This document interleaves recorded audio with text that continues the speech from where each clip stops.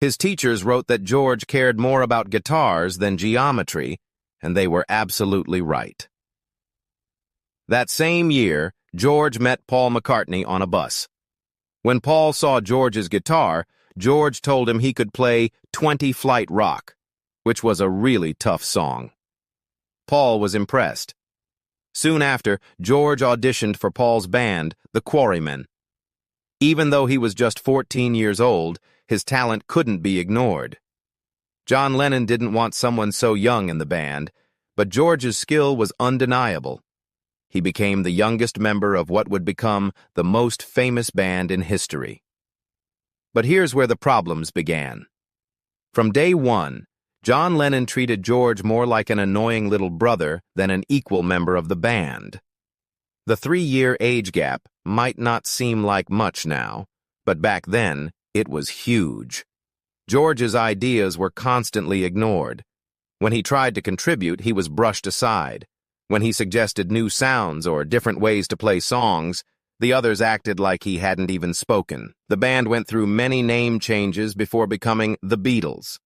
They were the Quarrymen, then Johnny and the Moondogs, then the Silver Beatles, and finally just the Beatles in 1960.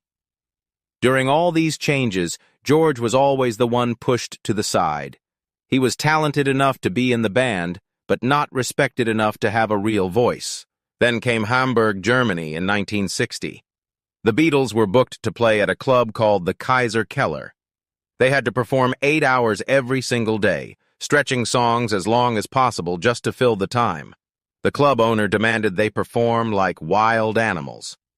George was only 17 years old, living in a dirty room behind the stage, barely getting any sleep. It was brutal, but it made them better musicians. When they returned to England, something magical happened.